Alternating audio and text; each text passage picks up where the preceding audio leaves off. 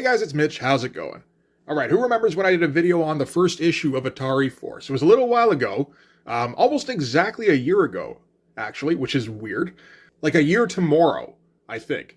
Not intentional, just when I got the run, I thought I had gotten all of issues 1 through, I think it was 11, and turned out I was missing issue 2. And I think at the time I would have liked to have done this as a recurring series of videos, because the first issue kind of blew me away. But it took me a little while to get around to getting my hands on this one, and now that I have it, I figure, why not go back and look at it again? It's been a little while since I checked out Jose Luis Garcia Lopez, and I figure we could all do with a little bit more of that. So, if we remember what was going on in ATARI FORCE, there was a lot. There may have been a case of too many characters, particularly considering that when we start the comic, they're all split up, and a lot of them don't have anything to do with each other. There is a threat. There's some kind of super villain-esque entity which has some kind of machinations against people. It's all been pretty vague up until now. It doesn't seem like anything's gotten very specific. It'll get a bit more specific now, at least.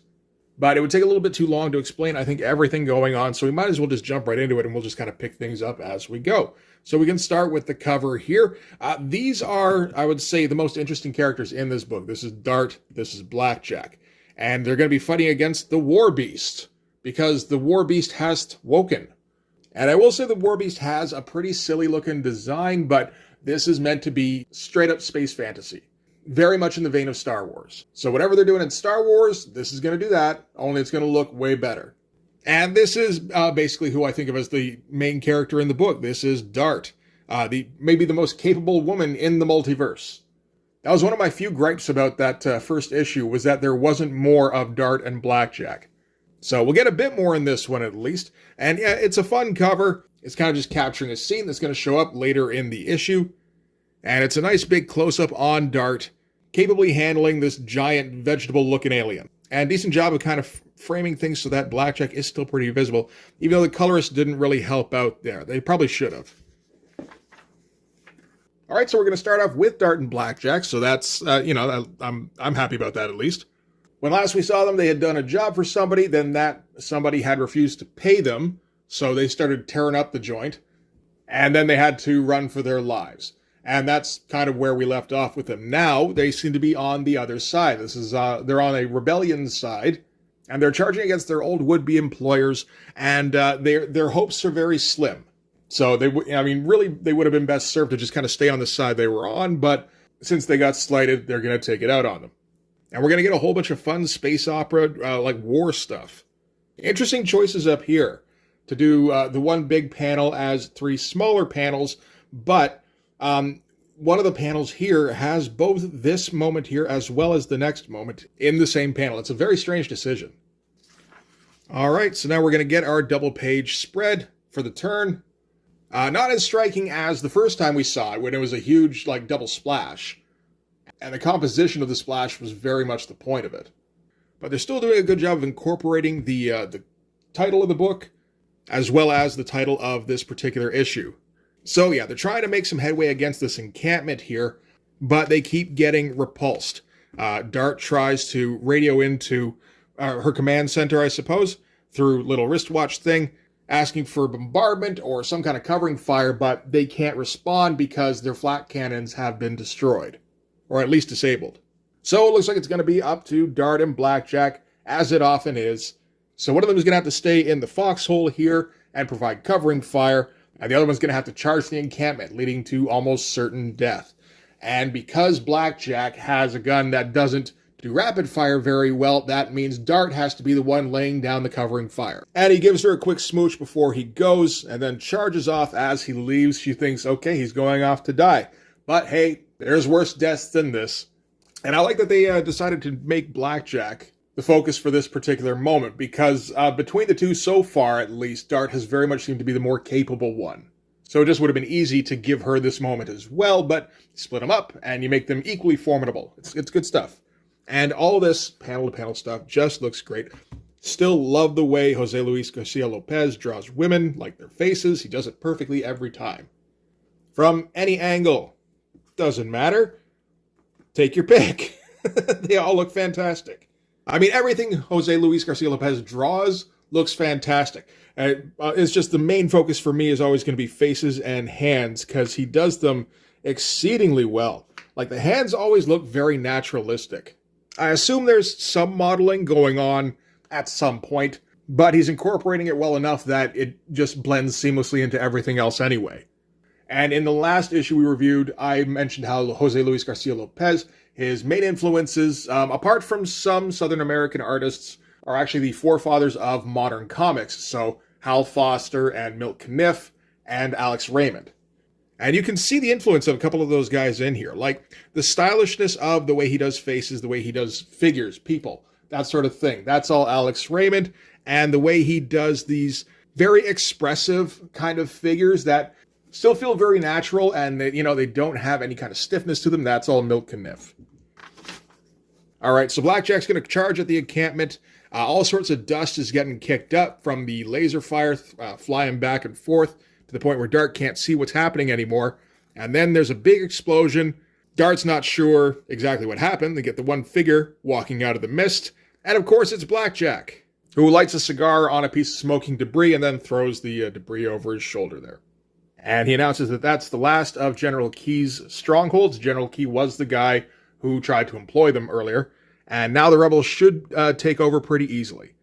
And he's like, you think they'll pay us? And Dart's like, with what? And Blackjack says, well, who wants to get rich anyway?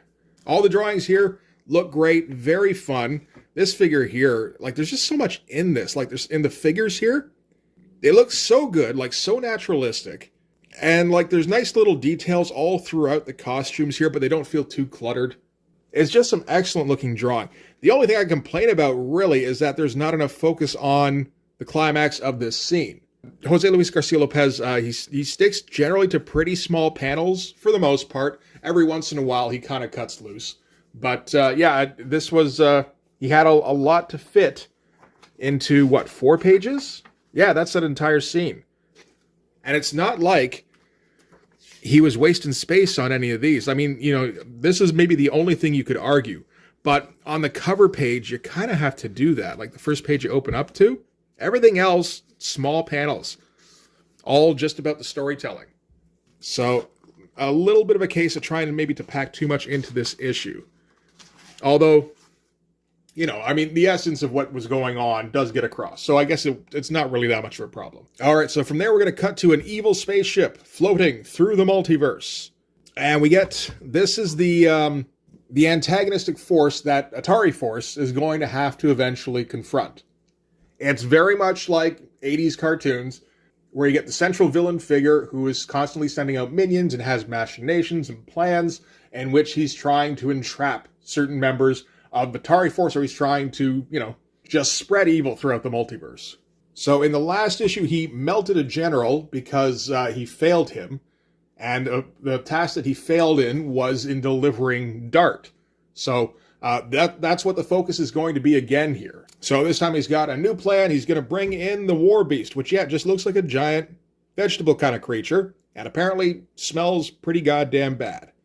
The story of the War Beast is that, there are many war-weary worlds in the multiverse. One such is the planet Malka, whose elders bred a race of genetically altered warriors, so deadly, so powerful, they laid to waste every living thing on the planet but themselves. Warbeast is the sole survivor of that race. When I found him, he'd been reduced to cannibalism. So a little bit like the Lobo origin, really, where he killed everything, then killed all of his race and ate them. And he's being sent out to capture Dart, dead or alive. And then we get the shot of, the little scout ship being sent out from the larger mothership. And these are fun spaceships, not trying to be too intricate. They're a little goofy looking. It's early 80s cartoon stuff. All right, from there we're going to cut to the well-tended garden of World Senator Micah Jameson, which I think we have been in before in ATARI Force number 1, and that was with Tempest and his girlfriend. And now we're just seeing the girlfriend. She's walking through the garden, and some scorpion thing falls off a branch, and apparently these things are absolutely deadly. We know that because she tells us, because Roy Thomas is writing this. I think I forgot to mention that at the beginning. But yeah, he has her say, a scorp, oh god, no, one sting, and it's like, you know what, while you were saying all that, you could have taken a step back, but that's okay. It doesn't matter, because Tempest reaches in out of nowhere and grabs the scorpion, pulls it back into the little portal where it explodes. Not entirely clear, but it's not entirely a clear idea. The whole deal with Tempest is that he has like combination, teleportation, and phasing. And he pops out of his little phasing bubble and explains that when he grabbed the Scorp and pulled it into the little limbo area that's signified by all the little blue bubbles here, the Scorp exploded, because that's what happens to anything that tries to enter that particular field if it's not wearing like this protective suit. So I'm sure that'll be useful information at some point. And his girlfriend starts walking away. She's not thanking him. She's not even really acknowledging him. And he's like, yo, what's up? Did I fuck up? What happened there?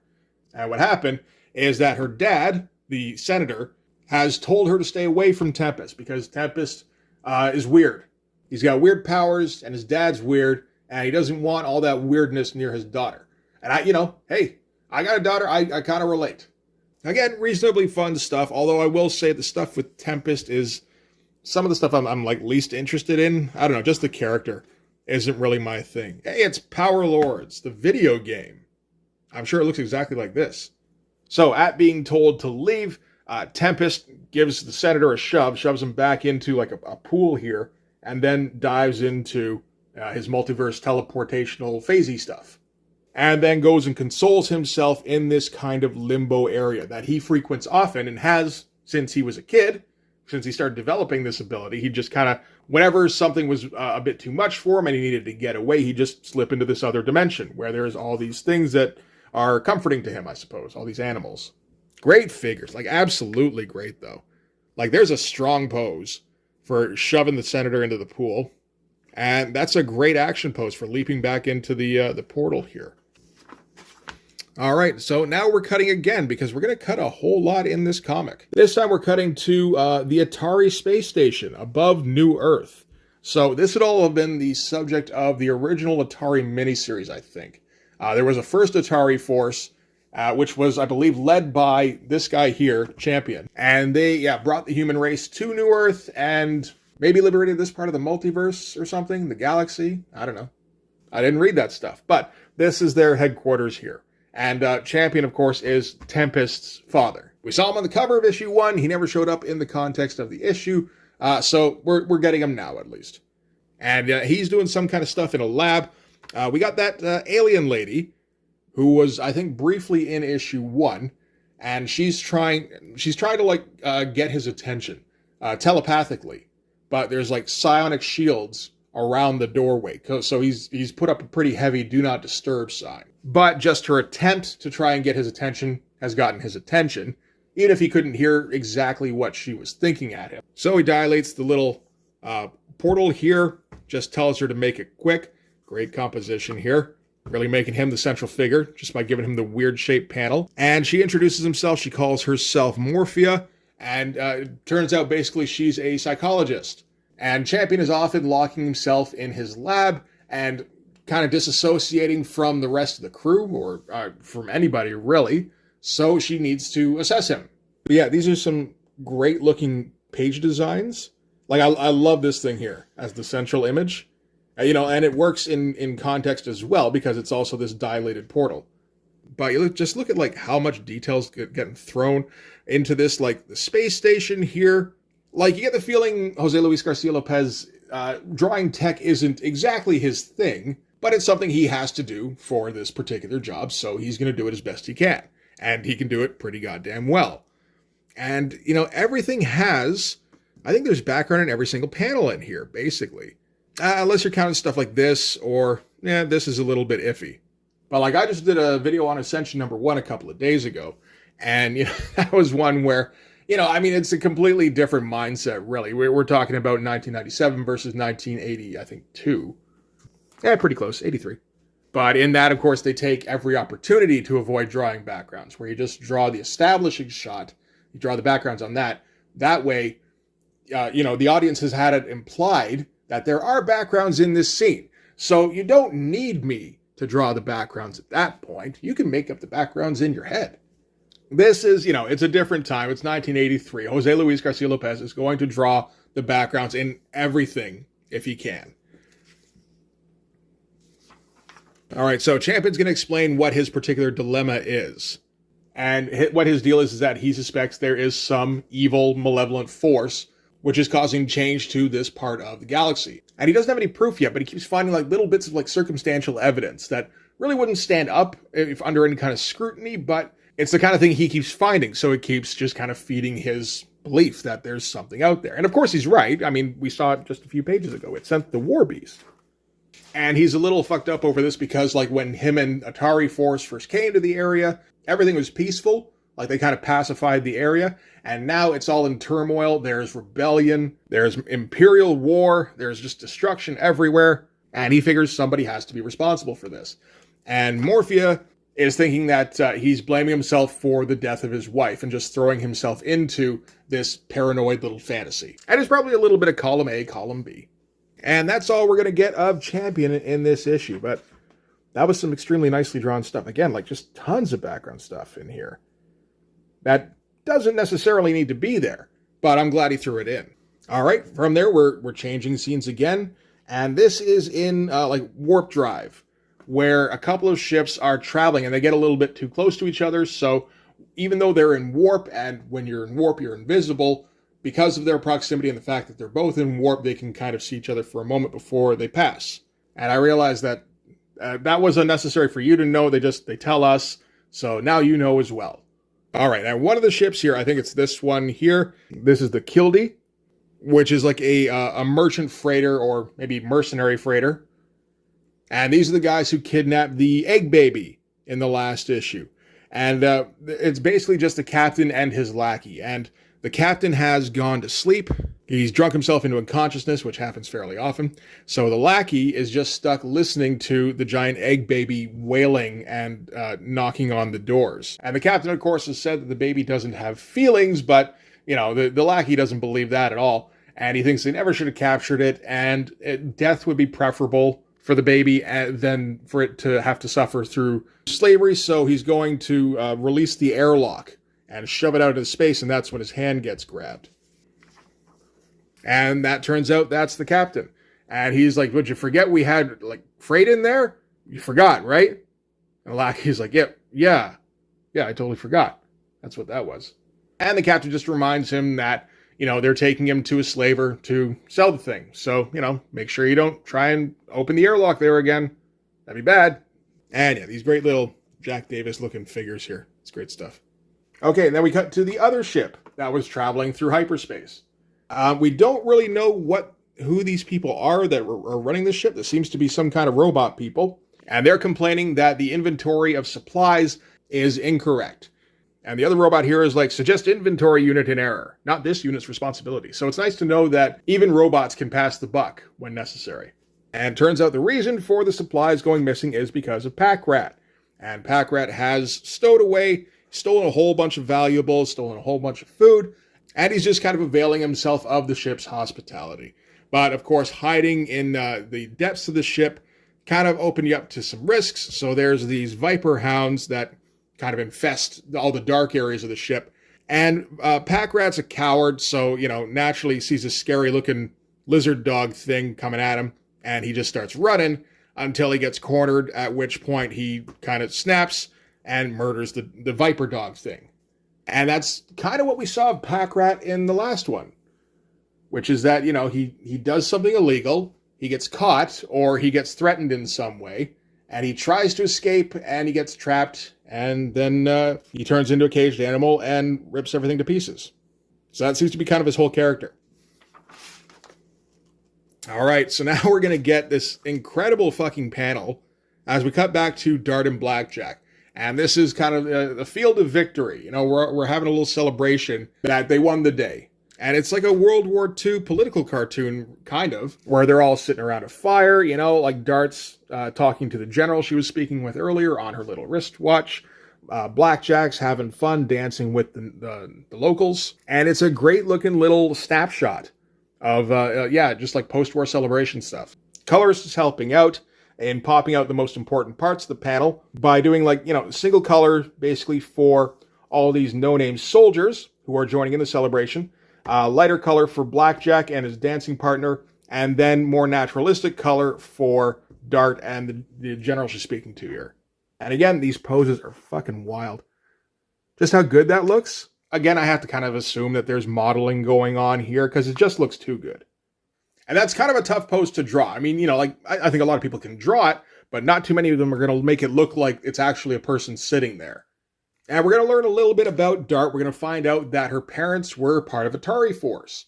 And actually there was that link between Dart and Tempest, which we heard about. We didn't see because we didn't see the two together. But where Tempest looks up to Dart as kind of a big sister figure. So that would make sense if their parents are in that same ATARI Force unit. And she says that her parents were pacifists and she kind of disagreed. And, she sounds like she's kind of got a bit of a nihilistic view about things, which would make sense for, this loner kind of freebooter character. But before she can kind of get into her philosophy, she gets this vision of this thing coming down and laying waste to the place. And she quickly tries to warn everybody to get down. She's not quite quick enough for this person here to avoid getting her chest exploded. But fun color hold here for the vision. Blackjack kind of complains that she's having another one of her visions. And it's like, yeah, well, it was kind of useful, wasn't it? And in the next panel, we get the War Beast looming over the scene. And he points at Dart and says alien things that sound a little bit like Dart. It's kind of fun how they did that. And another great pose on Blackjack here, too. Yeah, he just finds these really dynamic-looking poses. Without going for outrageously muscly or, overly twisting the figures, it's still a very naturalistic kind of pose, but as far as naturalism goes, it is quite twisted up. So everybody tries to shoot at the War Beast. All the bullets or lasers or whatever just bounce off. They don't do anything to it. And since it looks like it's here for Dart, since it looks like they can't hurt it, she's going to turn herself in. Or so it seems, but then she grabs its hand and flips up onto its neck and yells now at Blackjack. Tiny little figures, of course, all sorts of detail, again, in these little tiny panels. It's just great looking stuff. And she tells him to remember Rigel 4, and he's like, what? Which one was Rigel 4? And she's like, the tank. It's like, oh shit, yeah. And she grabs a grenade or something, I guess, from one of her many, she's got like all sorts of pouches and shit, and tosses it in the War Beast's mouth. Blackjack kicks it in the gut. I guess that's what he did to the tank? I'm not sure what this has to do with the tank, but Dart flips off him. Blackjack leaps out of the way while it's got the grenade stuck in its mouth. And we had a quick reaction shot from the War Beast before it explodes. And then smoke clears, and yay, we can get back on with the celebrations. And Blackjack figures it was a government trooper, so the forces they defeated earlier in the day. He's like, but why was it after you? Dart's like, I don't know. Yet. Now we get that, the overhead shot of whatever that Insidious Force guy was. I don't know if we didn't get him named in this issue. He probably got named in the previous one, though. And we get one of those great Jose Luis Garcia Lopez female faces to end on here. But, some fun stuff. There's a lot of, cliched stuff going on in this comic. But it's all drawn so well, it's like, who gives a shit? Absolutely gorgeous. Like all this shading going on down here. This is all hatching. There's a ton of hatching going on in this creature. We didn't see a ton of it in this issue. It did just kind of show up and get shot at and then get tricked into swallowing a grenade. But again, we're packing an awful lot into these issues. So we're kind of having to make the little vignettes be a little on the shorter side, unfortunately.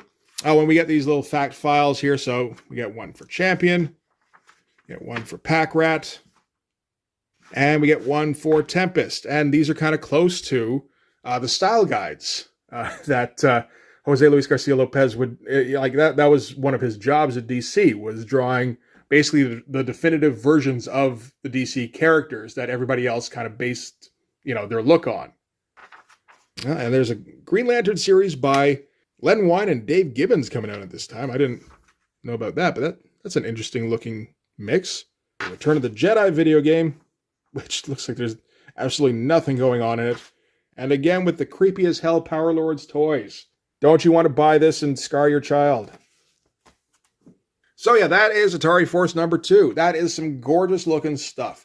The actual content of the comic, it's okay. It's fun. It is still very disjointed because all of our characters are, all separate from each other. And as far as we know, a lot of them still don't know each other. I don't think Pack Rat knows about any other member nor does the little egg baby.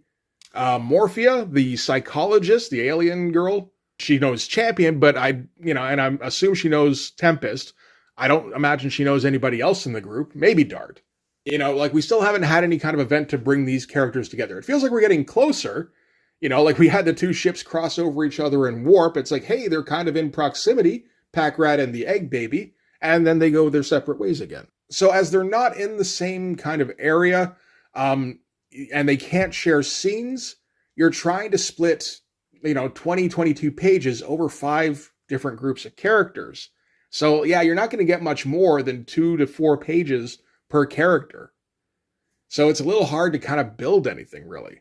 All you get is these little vignettes where, you can reveal a little bit about a character or have a little bit of action, basically either one or the other. Or, if you're doing the action, you can hope that kind of reveals character like it does with Dart and Blackjack. But then, you better hurry up because you got to do another 3 pages about fucking Pack Rat after that, where nothing is resolved and nothing is set up. It's just, hey, here's Pack Rat again. You can't forget about Pack Rat. So, I imagine they're going to get to the point eventually where they have to start coalescing as a team, at least some of them, so you can start merging, like Tempest with Blackjack and Dart or something like that, or Tempest with Champion and Morphia, and that way you can cut down on the amount of scene changes you have to do. But until it gets there, it feels like it can't really build any real momentum, except for maybe Dart and Blackjack, because that's the stuff they're devoting the most time to, at least. And that is still the most fun part of the book. So, at least they're putting the extra time where it should be. So yeah, fun space opera stuff. That seems a little aimless right now, but I'm sure it'll get somewhere eventually. Roy Thomas, he knows what he's doing, at least in 1983. I don't know if you want him writing your book in the 90s, but yeah, no, in 83, he's absolutely fine. So we can keep checking this series out if you guys want. I'd absolutely be down for checking out more of Jose Luis Garcia Lopez's artwork. But for this one anyway, that's going to do it. Thanks very much for watching. If you like this video, please hit the like button. Helps with the algorithm stuff.